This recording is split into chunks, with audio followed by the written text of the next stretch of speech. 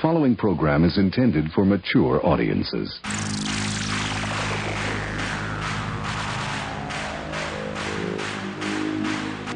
What do you say we have a rock and roll party? You're listening to Basically a Sports Show. Follow us on Twitter at Basically Sports. Subscribe to our podcast on iTunes. And check out every episode of the show at basicallysports.tumblr.com. Now here's your hosts, Zach, Greg, Mike. And you're listening to Basically a Sports Show. If there's ever a rift and I decide to start a rival podcast, I'm going to call it Sports, basically. Sports, basically. The litigation team will be in touch with you the next day with a cease and desist letter for copyright infringement. Hey. No, it's not. Sure it is. No. Basically a sports show is not the same as Sports, basically, or the Sports Basically show. Oh, excuse me, I forgot. Hold on. What would be my acronym? TSBS. TSBS. The Sports Basically Welcome Show, to right? TSBS. Legally distinct from basically a sports show. I'll use gorilla noises instead of chimp. Alberta! How you doing, people? Calgary! I should go out and dig up some more cities from him. I've only got that one. There's a whole thing out there. It's called...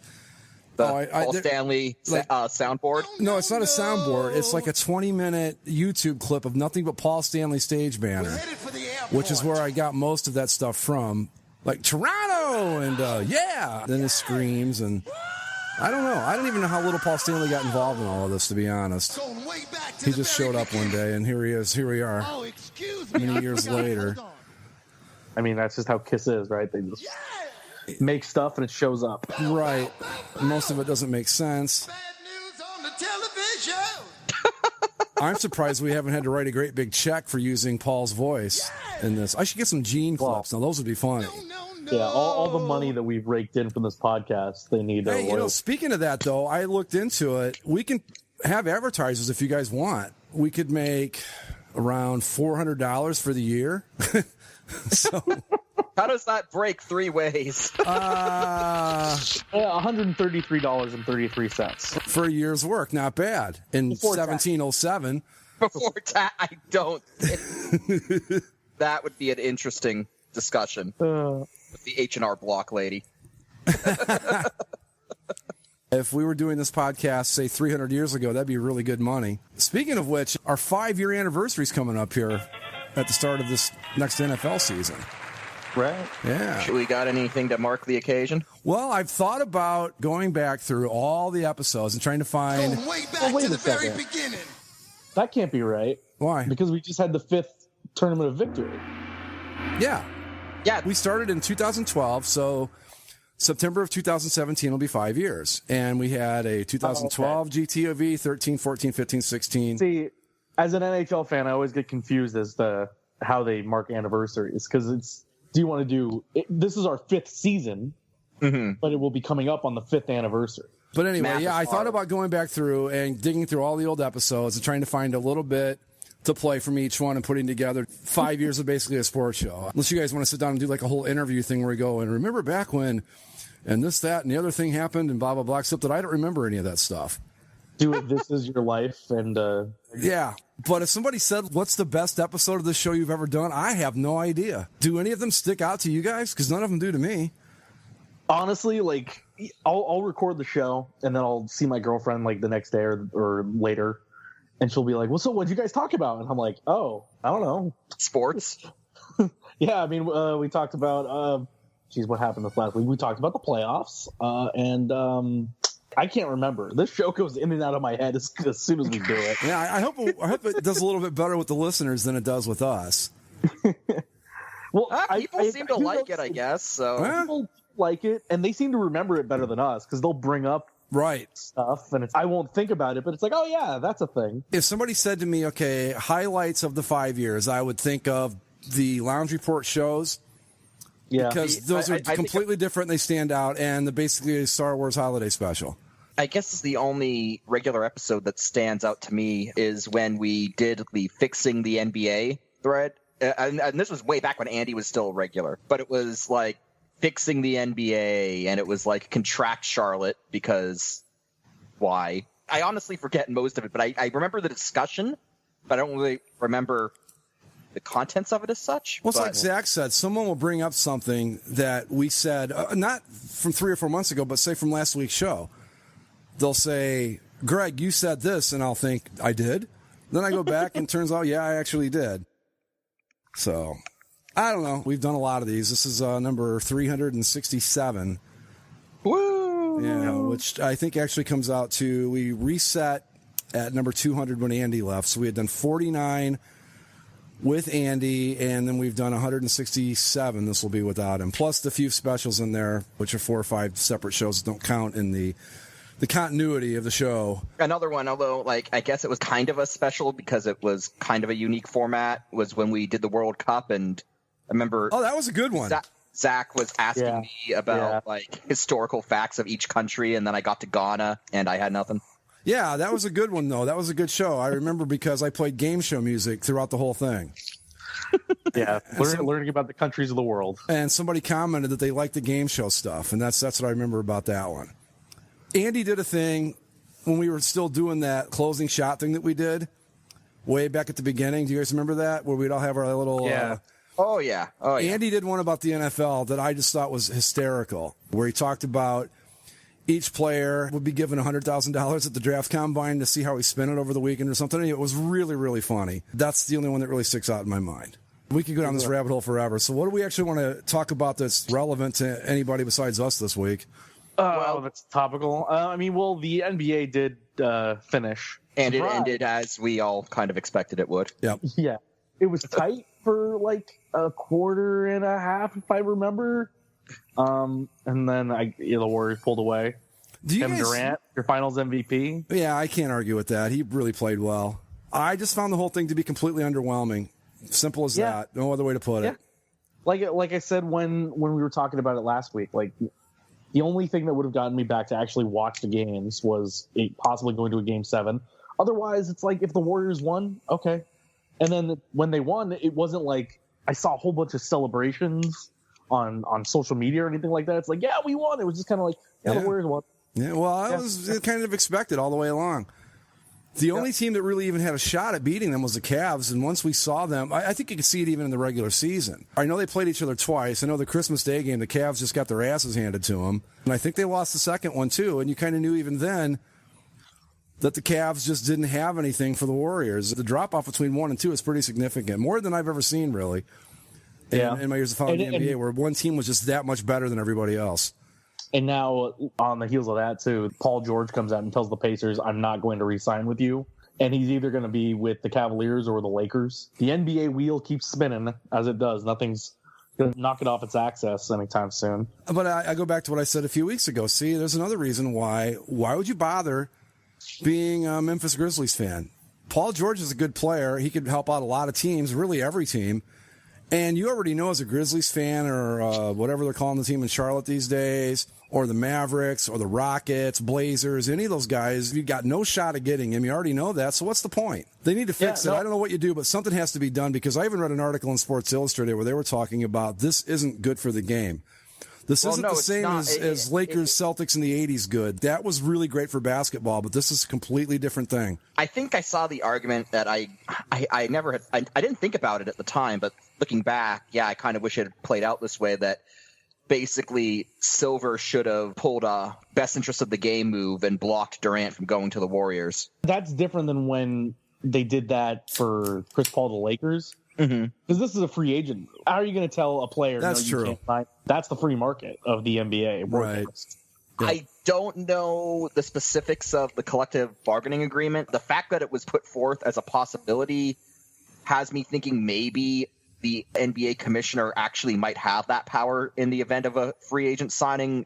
I admit I don't know. But assuming that he had the power to do it, looking back in retrospect, he probably should have. But had he done it, it would have been tied up with lawsuits left and right until the end of time. It would have been the single most controversial thing a commissioner's ever done.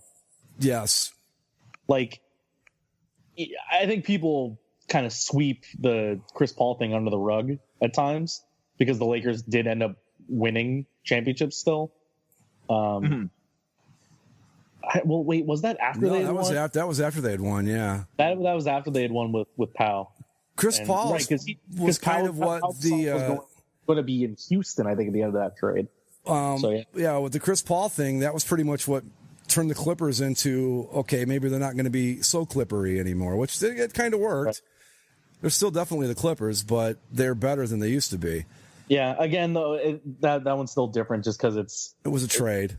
A commissioner stopping something between two teams, not a free agent and a team. So, and they made their own bed by screwing up the salary cap too. Yeah, because the salary cap took that weird jump like a couple of years ago that provided all this extra space. It was just all this. Wasn't it a combination? Wasn't it a combination of that weird jump and the fact that Steph Curry had to take a lesser deal a few years back because of an injury, and like those two lesser deal, they got all this big TV contract money. Kevin Durant happened to be coming off at the right time, and it just allowed them to be able to do it right then and there. Like really, I think too. Yeah, that's a good point to bring up with this Warriors team. Is that a lot of the stuff, things fell into place the right way for them to be able to become this dominant. It wasn't simply a matter of, because I think we talked about it a few weeks back. They're going to have to pay these guys eventually. I'm sure Steph Curry's not got the deal that he's going to end up with at this point.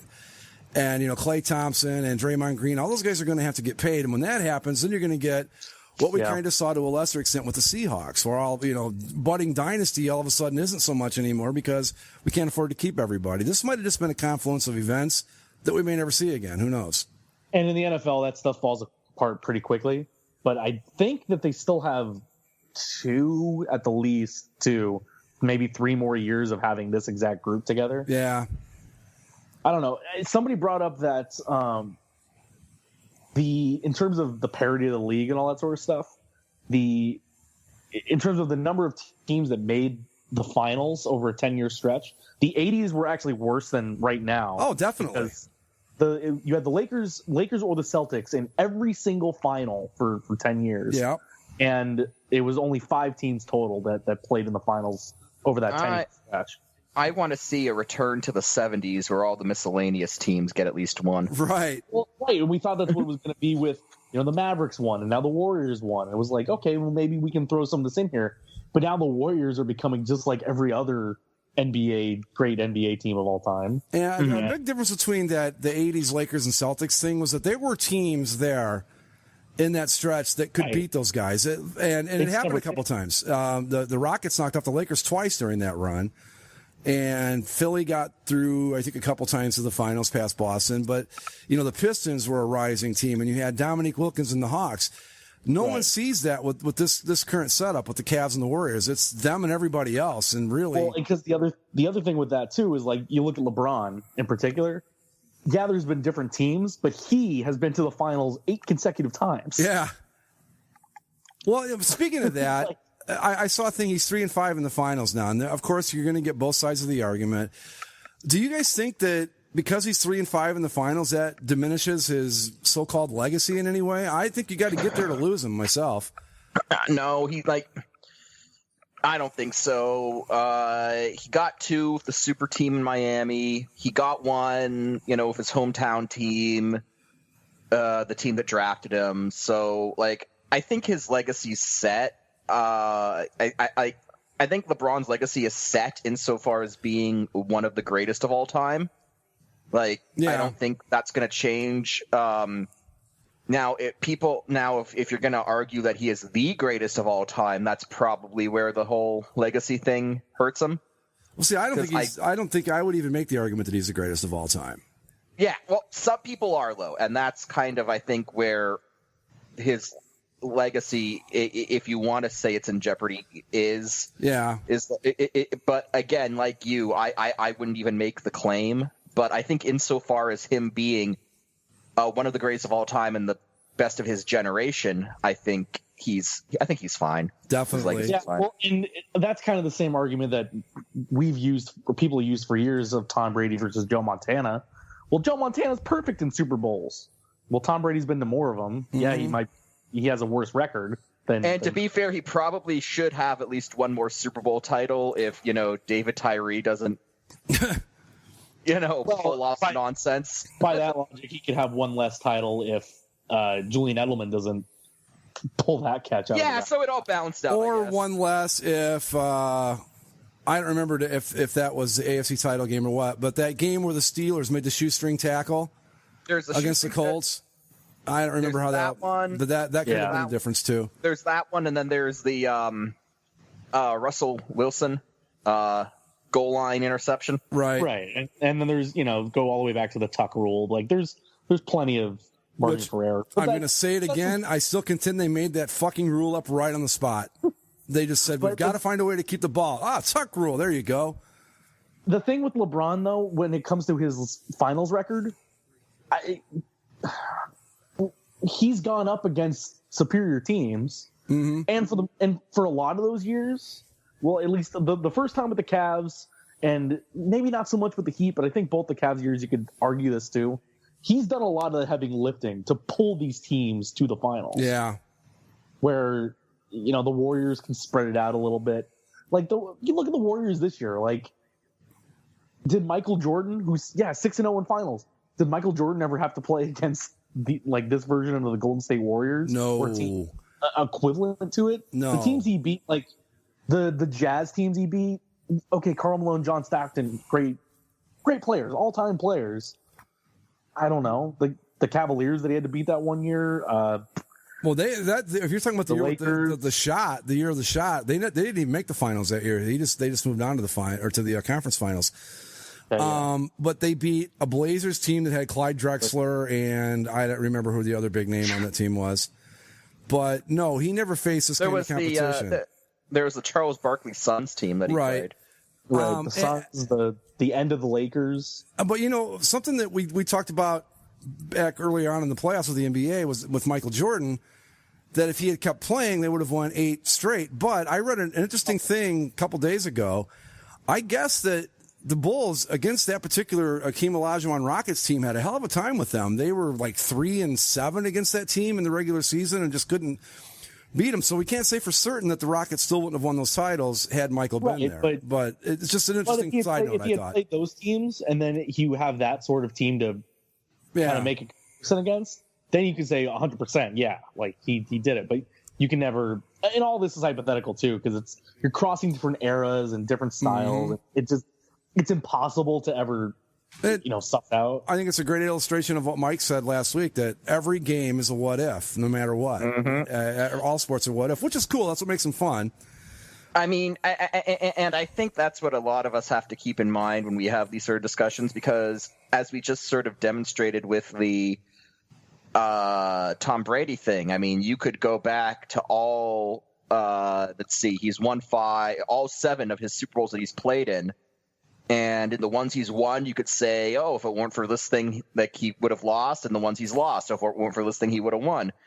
And it makes for good discussion, but at the same time, if you're going to be serious about doing that, essentially you're basically second-guessing the results of every single game ever played, and then you don't know anything. Yeah, well, I mean, in certain situations, like this year's finals, for example, with the NBA, I don't know, this isn't a what-if. Like, no, the Warriors were just demonstratively a better team than the Cavs. No question about it. No question. Like, maybe it's a different series if there's an injury. Well, of course, but when you have to judge these teams as healthy. And the other thing was, like, going into this, people kind of looked over the last 2 years and it said, well, there's what if this and injuries and people weren't 100% and yada yada. This year, you have everybody was pretty much healthy, right? I can't think of any important injury for either team. Nothing serious that I can remember. No, because the first year Kevin Love was out. Then last year Curry was injured. Yeah, well, Kevin Love and Kyrie Irving were out the first time. Right, Irving was on the second or third game. But this one, well, another thing too that I think has gotten lost in all of this. Yes, the Warriors were definitely the better team, but they were also on a mission after losing that 3-1 lead last year. Yeah. It wasn't like they just showed up and said, okay, I guess we're going to have to win this title. I mean, they really wanted this thing. And a lot of people are talking about if the Cavs hadn't lost game 2 or 3 the way they did, because they basically had it won, and then it like in a blink of an eye, the Warriors had the lead and the clock ran out. And maybe it makes a difference. I don't know. I mean, maybe it's a little easier to go into it with the mindset of we're tied at 2 instead of down 3-1. I'm sure it does. But like Mike said, you can what if yourself right into not knowing a damn thing. And I'm just going to go with the argument that the Warriors are the better team. As far as LeBron's legacy goes, I think it's fine. And I'm like you last week, Zach. I have no fucking idea what the point is I'm trying to make. The only... I just hope that this Warriors team falls apart sooner than later, just for the sake of keeping things interesting. Like I know Zach said they got 2 to 3 years to go with this current setup, and that's fine. But I just hope it falls apart sooner. Like they all start hating each other in the next 2 years, or just eating themselves alive. To their credit, the whole chemistry thing didn't seem to be a problem with adding Durant to that roster this year, which we thought could have been. Could have been, but I guess Durant actually fit in much better than anybody could have anticipated. Yeah. I guess. Exactly what we wanted to hear. Yeah. I don't know. But it's the NBA. It's amazing how fast this happened, though. Yeah. Like, Warriors won the first time. It was like the NBA is opening up. Maybe there's more opportunities for so many more teams. When they win it the first time, it gives some of these other teams, well, maybe we could be the Golden State Warriors. And then just 2 years later, the Warriors have become the exact thing that a lot of people hate about the NBA. Uh-huh. And if anything, the league is worse off than ever when it comes to competitive parity.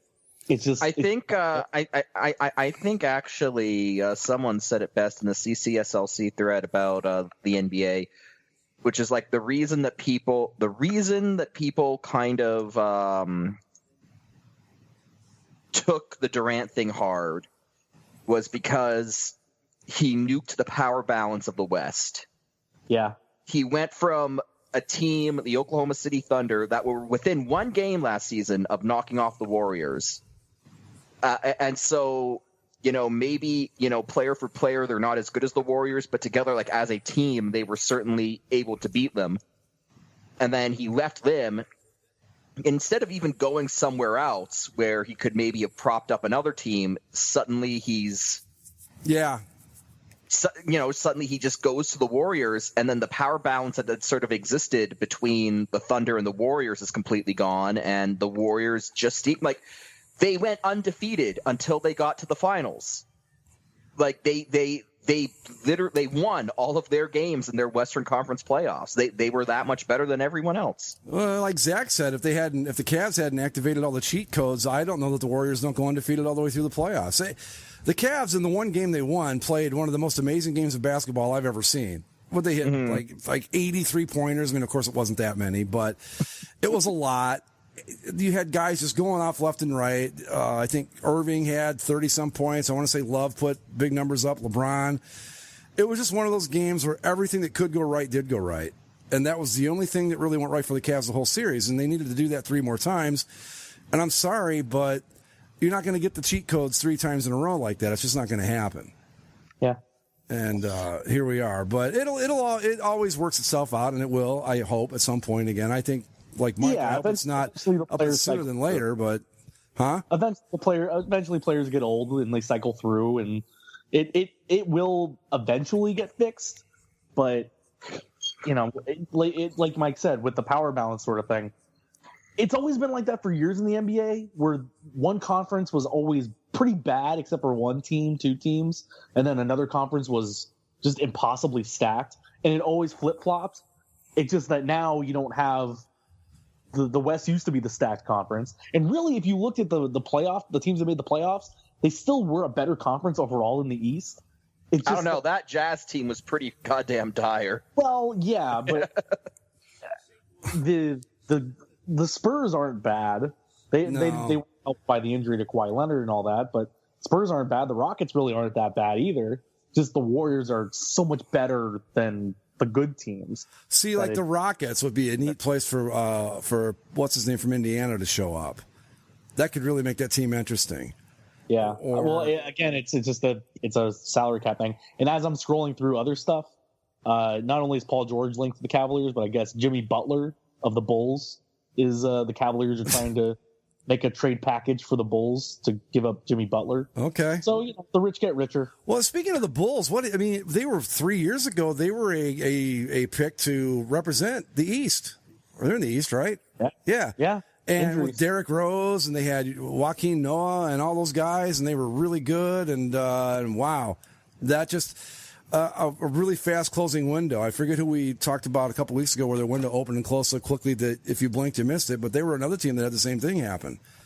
They were there, and then they weren't. And it's just, I don't know. The NBA, we've beat it to death at this point, but it's just not terribly interesting. That's the best way I can put it.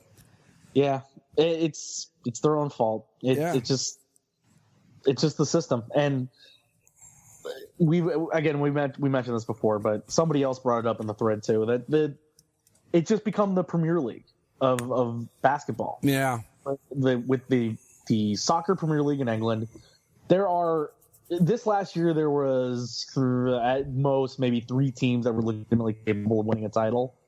And then there's a middle ground, and then there's the bottom. With soccer, there's things to care about if you're at the bottom or if you're in the middle trying to survive or get to a second. Yeah, you don't want to be relegated. Right. In the NBA, there isn't any of that. Like, if you're at the bottom, I guess you want the number 1 pick, but that, you don't want, that's different than trying to get your team to win to not be at the bottom. This is, you want your team to keep losing to be at the bottom. There's no secondary prize. They should have relegation and promotion in the NBA and use the NBA G League as well, I don't know, as the other league. I don't know about that, but what I think is an interesting idea, they would never ever do it, is because we see like the lack of power balance and that there's probably too many teams. Mm-hmm. If you split the league into like a 15-team upper division and a 15-team lower division, and then all the better players, of course, are going to want to play in the upper division, and that's kind of how it works in soccer around the world too, where the best players always go to the best teams. That's just how it is. But that would it would make the top league insanely more competitive, because that's where you wouldn't be focusing the top players on a couple teams. You'd be able to spread them out over at least 5 or 6, probably. And then the bottom division is playing for something. They're trying to get to the next level and be a relevant team again. So yeah, it's a good idea, but you're right. It just would never happen. It would never happen, no. You're never going to get a group of owners to say, yeah, sure, we'll relegate ourselves to second-tier status. Like, no, they would never, ever do it. No. And that's why that system also doesn't work in American soccer, because we built it up the same way that we built up every other professional league here, where everything's professional. You put a lot of money into it, and you're not going to accept being second rate. Mm-hmm. And to be fair, I don't think promotion and regulation would fly in the UK, other than the fact that that's just the way it's always been. So, oh yeah, right. That's one of those things that be put in now. If you proposed that today, no one would go for it. Yeah. But going back to what you were talking a minute ago, Mike, you brought up the 70s with the random teams here and there, and I was thinking about it. I think that's the only decade where that ever actually happened, where you really didn't have a truly dominant team throughout that decade that I can think of. You had the Knicks won a couple early. The Warriors got their first title, I want to say, in 74. You had the Sonics got a title there. Blazers had one. The Bullets got one. Bucks got 2. Bucks got 1. Oh, 1, okay. Can you imagine that, though? The Milwaukee Bucks actually won a world championship, but that was when they had Kareem. You were talking about a stacked team, man. That team was really good, too. It wasn't just Kareem. They had Oscar Robertson. Bobby Dandridge was a really good player. They had a good supporting cast, but that's the only decade I can think of in NBA history. I don't know anything about the 50s NBA. I don't think anybody does. The 50s is the Celtics winning 9 in a row. Well, the 60s they won like 9 out of 11 or whatever. But the 70s is the only decade where you really saw any kind of real competitive balance. In the 90s, it was Jordan. In the 80s, it was the Celtics and the Lakers. I don't know, maybe the 2000s. Talk about not following the league. I was way off the reservation. You had the Lakers and Spurs. Yeah. Yeah. It's kind of an age-old problem with this league. They got it right in the 70s, but the problem with that was that everybody was coked out and nobody was showing up to watch games, and finals games were tape delayed and all the other things that went along with it.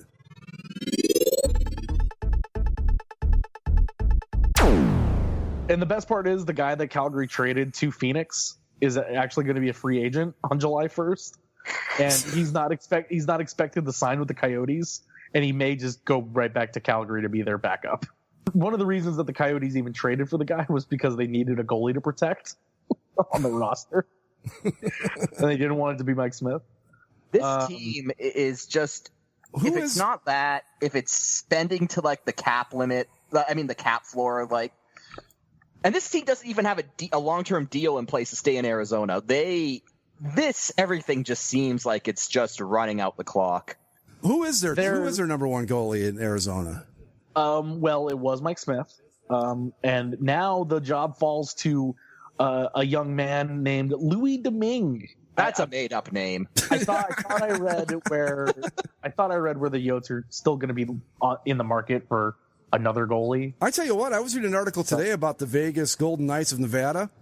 Yeah. They've got a pretty good situation right now with this whole expansion draft and the way it's set up. They could be decently competitive right now, or they could make some moves and really set the foundation for a good team in, say, 4 or 5 years, because they hold all the cards in this thing, basically. Well, and here's what I'm most interested by with them. It's that they're going to make some of these picks, but they've also said openly that, hey, we're going to give every NHL team the opportunity to make a deal with us, right?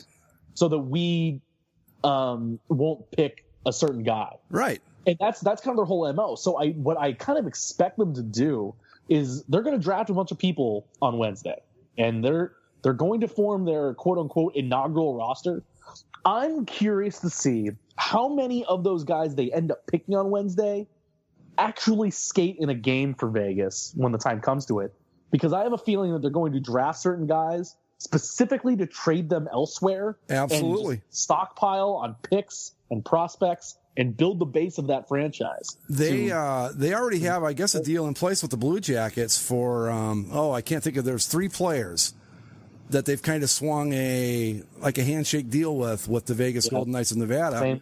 Same with the Ducks. Ducks supposedly have a deal in place, right, for them to not pick Josh Manson and maybe Sammy Vatanen. Like, if the deal is good enough, they won't pick either of them, and they'll pick somebody that we need, like, off our salary cap. I want to say with the Jackets that one of the players is Seth Jones. I know the other one's Jack Johnson, and I can't remember the third guy, but it's Jack Johnson. I know Seth Jones is protected. Oh, is he? Okay, not Seth Jones then. But anyway, they've got a deal set up where 3 people, we will give you these picks or whatever so that you leave these 3 guys alone. And that's what I mean. Vegas has just got the whole league right where they want it, sort of, because if they're smart, and by all accounts, it looks like they might actually try to be smart, you load up on picks and stuff and build prospects. I mean, sure, you could be good enough next year to maybe not lose 60 games or whatever, but you're not going to go anywhere, and it's not a long-term solution. But if they do this right, they could really set themselves up nice to become pretty competitive quickly, I think. Yeah. Yeah, and, like, they're going to probably draft maybe 4 goalies. They only need 2. Yeah. And there's plenty of teams that could use a goalie. Like we were just talking about the Flames. They needed goaltending help, but I don't think Mike Smith is goaltending help. No. He is another goaltender. He's a guy, he knows how to skate. He can put the pads on and stand in front of the net. Yeah, he can certainly do those things. He fits the basic criteria for being a goalie. Yeah, Mike could do those same things too. Our Mike could do those same things, and I don't know that the results would be that much different, really. I mean, I can flop around like I was just shot in the back of the head, with the slightest time. I could do that. Yeah, that's. Yeah, it's going to be interesting to see I can slash at opposing teams forwards legs. I can do that too. So sure. That's like 2 out of 5 of his big moves right there. It's going to be interesting to see how Vegas handles this, because they're in an interesting spot. They are. Yeah. It could be interesting. Yeah, they could either make the move of picking up guys that are actually good, to try and be a competitive team right out the gate, or get guys to specifically trade them and build the franchise. And really, I think the second option's the better one. Absolutely. Like, in Vegas, yeah, you probably want to have a team that's going to come out and make a splash and get people in there. That's for sure. But I think, in terms of trying to be a competitive franchise, all in all, you have nothing. Like there are currently 2 guys that have contracts with the Vegas Golden Knights. 2. And 2 of them, they probably won't even play in the NHL this year, but they have 2 guys. And so you're like, you look at all these teams that have been together for as many years as they have now, and they have years of draft picks and relationships with their minor league teams and building these guys up through systems, and Vegas has 0 of that. So I think you want to do the right thing and build like an actual hockey franchise. The Coyotes kind of are a cautionary tale for Vegas because, people forget this, but the Coyotes made the playoffs 5 of their first 6 years in Arizona. Yeah, it's different. And then they brought the Winnipeg Jets that were competitive at the time. So they did that. But my point is that they had a team that was quote unquote ready to win now, right out the gate, and it got them into the playoffs for a few years, but they never really built anything long term, and then the team floundered and attendance dropped off, and here they are.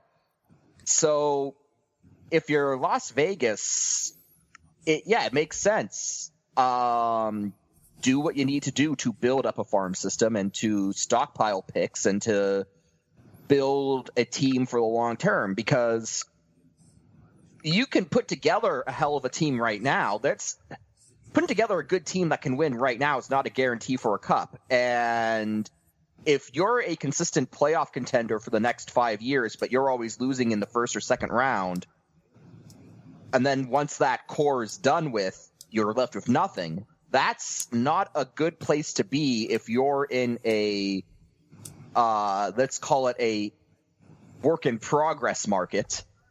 Then you're not going to have anything to hold on to.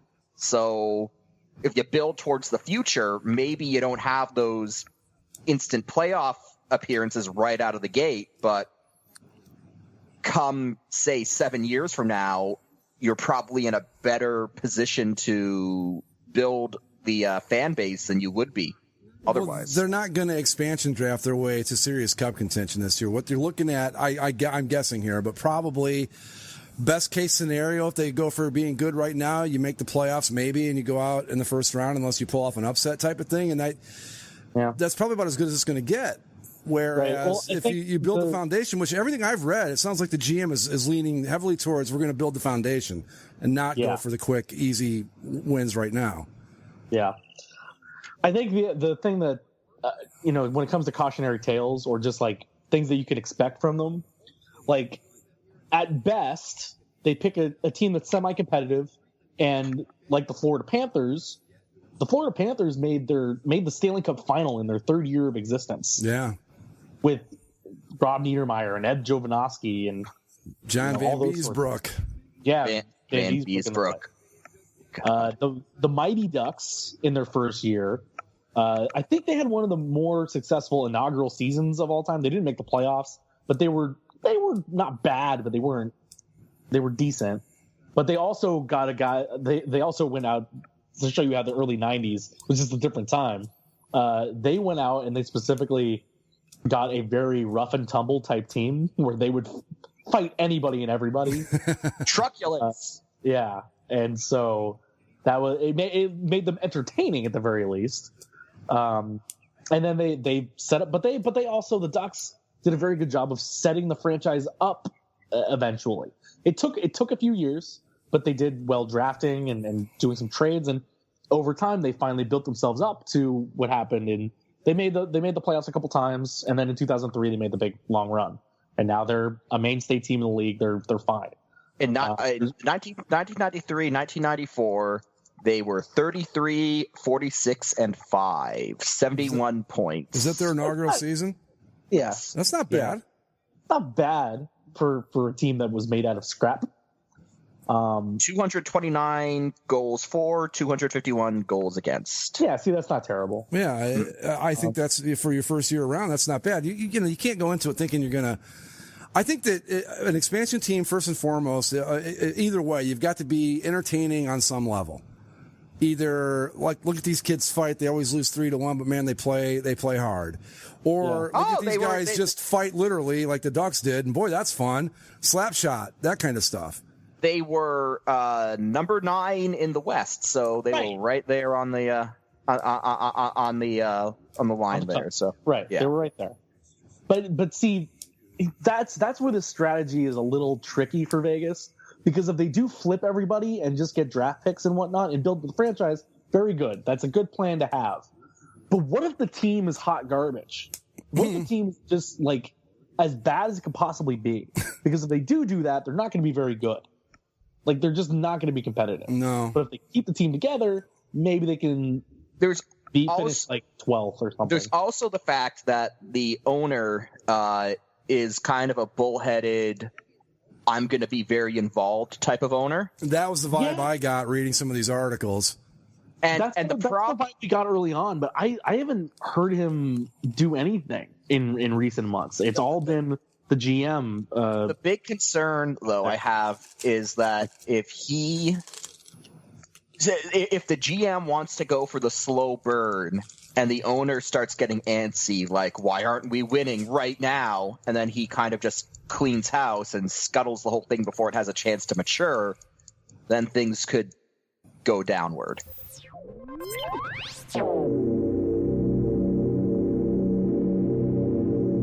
When we had the bicentennial in 1976, every shirt that you could find looked like this.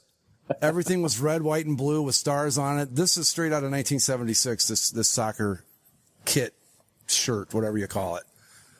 Yeah, both of those terms were right. It's goofy. Although I do like the patch. The USA patch, I think, is nice. Yeah, that's their new logo that they introduced. They finally got rid of that stupid one that got the colors mixed up.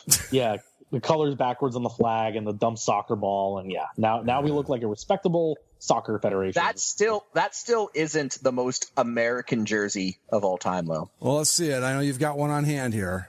Is it the Alexi Lawless one? I don't know who that name is, but yeah. The ones from the 94 World Cup. I was going to say that has to be from the 90s, that look. Yeah. 94 World Cup. Yeah. Look at that. That's just American. I'm going to tell you, Mike, I think the new ones are more American than those. That's really? These are the new ones are they just scream America. I mean, everything about this is so American. It's completely tacky. It was probably a good idea somewhere along the way that got completely screwed up by You're going to go up. Had no business getting involved. Now when has that ever happened? I don't know. Every day. Yeah. Anyway, speaking of uniforms and football, I thought we could talk about this a little bit. Seems the new Rams uniforms aren't going over so well with the fans there, Zach. Oh, really? Yeah, I can't imagine why. Oh, geez, I don't know. Maybe because it looks like shit. Because you're trying to take three different uniforms and make it into one? Oh, dude, it's terrible. And you know how much I love the blue and whites. It's awful. It's when you're any sort of reasonable distance from it, like, where you can like see it. 10 miles? Well, from afar, it's not that bad because you don't really see the gold. But as soon as you get within like 10 feet of the dumb thing, it's like, oh, this is stupid. Like everything else is white and blue except for these dumb gold accents on the body. It's just awful. I get what they were trying to do by dumping the gold out because you don't want any association with St. Louis, but geez, I think I would have rather just had them stick with the St. Louis look until they could change and do it the right way. Yeah, this is awful. And the pants stripe, did we really vote for the one huge pants stripe? That's the one you told me you voted for. No, I voted for two. I voted for the two stripes. I'm pretty sure you told. Which one did you? I voted for the one you voted for. Which one did you vote for, Mike? I think I voted for the two. Yeah, we voted for the same one. I think. I'm pretty sure. I voted for the two stripe. I think we all did. I voted two stripe and white face mask. I think a blue face mask would help us a great deal. I don't know. I think it would make the helmet look like. I don't know what you do with this. It's just garbage. The individual elements aren't bad. The helmet looks really, really good. Just not when you put it on the rest of the football player. Yeah. I love the helmet. And you guys, like I said, you know how much I love the blue and whites, but this has just got to be stopped. Can't the NFL, I know they've got all these ridiculous rules and stuff, but can't you just this one time make an allowance and go, okay, Rams, we're going to let you dump the rest of the gold. Just this one time, because for fuck's sake, this just looks so bad. They're half pregnant or something. But they're not going to do that. No, I know. I know. Personally, I don't know if the Rams would do it either. The Rams want to hold off until I'm not saying that's what I'm saying though. They don't have to come out with the new uniforms now. Just let them dump the rest of the gold and keep this look. Although the thing is, with the stadium got pushed back a year in terms of its completion because of all the record rainfall we had. Mm-hmm. And so now we're going to have that. Then, by the way, who would have thought that something in California would have been delayed due to rainfall? Well, Mike, if you remember last year about this time, you and I solved the rainfall crisis while Zach was on a break. Remember? Oh yeah. Oh, exactly. See, did they use our idea? I don't know. I don't remember what our idea was, but it seemed to have worked. No, I mean it's a great thing to have. Trust me, it was nice seeing some grass. Yeah, how about that, huh? Yeah, some green grass. But with the stadium being pushed back a year, does that mean that they're going to wait an extra year to get new jerseys? Yep. That's exactly what it means. Oh, God, that's bad, though. You're looking at these for 3 years now. I don't see why they need to pair the new uniforms with a stadium, with the new stadium. I don't either. Yeah. And personally, because when they go to the new stadium, they're probably going to be playing under the dome most of the time anyway. Well, no, it's not even going to be a retractable roof. It's going to be like a dome with open sides or whatever. Like Dallas kind of used to be with the... kind of. Yeah. Yeah. Sort of kind of. Why would you need a domed stadium in Los Angeles? Because they want to host Final Fours and stuff like that. Ah, okay. Oh, that's fair. But that's what I mean. Like, in 3 years or whatever, when you get into the new stadium, I don't know how the sunlight's going to play there, but you know for sure playing in the Coliseum, you're going to have nice, gorgeous sunlight most of the time, and you're going to be, and you look, these Rams uniforms, for all their faults, do look so much better outside than they ever did in the drab confines of the Edward Jones Dome. Yep. What does Keith Olbermann refer to those domes as? Oversized gulag punishment cells? Well, like we make fun of Tropicana Field for being a Walmart. Mm-hmm. The St. Louis one was just full of despair. I never could understand why they couldn't put a few more lights in St. Louis. That place was, of all the domes in the NFL, that had Tropicana Field vibe like no other. It was just so dreary looking. I mean, even when they were good and they would put good crowds in there, it still looked awful. And then when they were going towards the end of the time there in St. Louis and 13,000 people were showing up in that dingy, horribly lit stadium, it was just as depressing as anything you're going to see. I don't understand. I don't know how receptive any of us really were to the blue and white as it was. But once they made it clear that this is what we're going to do, whether you want us to or not, it's like, okay, fine. These are our best. This is what we think are the best options. And who knows, if the votes really mattered at the end of the day. But, it's a disaster. I'm so disappointed. I'm just because this is really the only. I'm not going to get the blue and whites as a full-time look when they do finally make the switch. We all know they're going to go back to the blue and gold, which is fine. It's a fantastic look too. Well, especially now, like if this is how they're going to half-ass the blue and white, nobody's going to want blue and white when the time comes. No, they've ruined it. When the time comes, we're all going to say, this has been bad. Give us the yellow, please. They ruined it specifically to piss me off. I'm positive of it. I was too vocal of a proponent of the blue and white, and now I'm paying the price. The great innovators of our time, this is what always happens. Some guy will come along behind me and look great, but I'm going to get punished for this. Anyway. and one last thing on uniforms. Can we, for the love of God, please, Major League Baseball, never do these stupid blue uniforms ever again. I watched games over the weekend. I couldn't tell who the hell was who. They all looked exactly alike. The Father's Day one? Yes.